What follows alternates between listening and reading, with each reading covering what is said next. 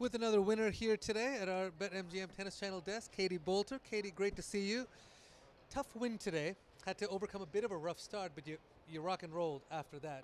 Talk to me about the shift between the first and the second and third sets. Yeah, honestly, I felt like, she's a very aggressive player, and when I started the match, I expected her to come out full force, hitting very fast, and she actually came out and was hitting the ball quite slowly, and it threw me off a little bit. So I was a little bit confused at the start, and then I started being aggressive myself and too aggressive, and then it's a tricky roller coaster, that one, because you can get in a little bit of a mess and start going for lines. And I think in the middle of the second I started to rein it in a little bit, focus on big margins and just commit to my shots fully, because obviously it is a little bit of altitude here as well, so it does make a difference if you pull off a little bit.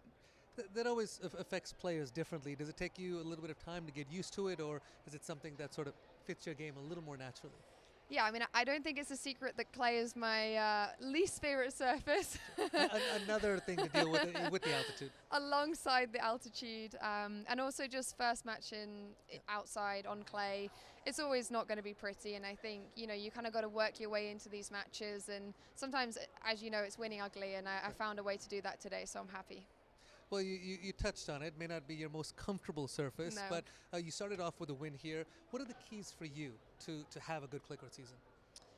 I think for me, just realizing that I've got to keep perspective on the surface. I think I've got to keep my identity and keep imposing my game and not try and make myself a clay courter, because I'm never going to be that person. So I think especially in a place like this where we've seen a lot of aggressive players come out and do extremely well here, I have to remind myself just to keep going for my shots and just be me, really, because I think you can get lost into becoming someone who just tries to make balls, and I'm never going to be that person. Do you? Always works out better. We got to talk a little bit about Billie Jean King Cup. Yeah. You and Jody stepping in last match, win that decider against the Netherlands. Those are special moments that you don't get every day. Yeah, that was epic. Honestly, I can't even touch how that felt to win that match. It's something that will go down in my books as one of my best wins, and I think it was just so special because obviously I know Jodie very, very well, and that's her first win for the country, and we all know what that feeling feels like. It's incredible. It's super special, and to be able to do it alongside her and play pretty much a flawless match when nobody expected us to go out and play well on the doubles court. So it was nice to be trusted with that tie, and it felt good just knowing that we put all chips in and went for it. You've sort of held that mantle of the top Brit for quite some time now, and I always feel it's different for the UK compared to some other countries. There is a lot of media scrutiny over there, especially during Wimbledon time. How comfortable has that started to feel for you? I think it is a role that I've grown into a lot. I think when I first initially became British #1, it wasn't something that I expected at the ranking that I had. I wasn't that proud of my ranking to become British #1 at that. I think I was about 100 and, I don't know, I'm going to say 120, I can't quite remember, but it was around there, and I had my own personal goals that I was trying to reach, and I wasn't quite sure where I was going. And actually that week I won my first WTA title and then became British #1 at the same time. It was a special feeling, and I'm proud to be that person, but at the same time, I've been here for a couple of years. I'm obviously going to keep working hard and keep focusing on my own personal goals, which is to keep my ranking up and win as many WTA titles as I can. And I enjoy this role and I relish in it, and I love playing Billie Jean King Cup, and hopefully I get more chances to do that. It's beautiful. Love seeing players take pride in playing for their country. You're 40 in the world right now. You've been as high as 23. Mm-hmm. Have you set any immediate goals for yourself at this stage in the season? Stay healthy. Yeah.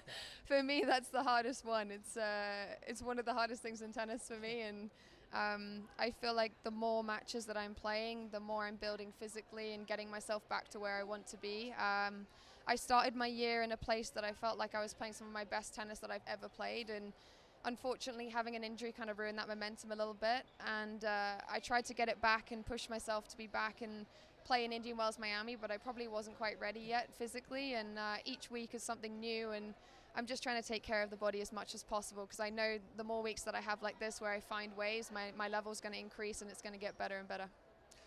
You are one half of one of our favorite couples on tour with Mr. Minaur, who has been having one heck of a 2025 so far. I had a chance to chat with him in Monte Carlo, in Indian Wells, after some of his wins. I keep said, man, you were playing some great tennis. Where is this coming from? He said, bro, the wedding budget. The wedding budget, the wedding budget, the wedding budget. That's amazing. But it's pushing him to play all this great tennis. Katie, how is the preparation coming along? For the wedding? Yeah. I mean, firstly, he's having an incredible season. Motivated in the right way. He seems to be very motivated, and obviously it's so great to see him doing well on the clay. It's not a surface that he's loved himself, but I always knew he could play some great stuff. But the wedding budget is ticking along. We've got a lot of work to do. Yeah, I mean, the wedding is coming very fast, but we're taking our time with it. There's no rush. There's no panic in trying to get it done. I think we're just enjoying the process, and yeah, decisions have not been made yet. So we've got a lot of things to catch up on for sure. I'm sure it's going to turn out beautifully. You guys have both been putting up wins on the board. Go get some rest and recovery, and best of luck next time. Thank you. Thanks.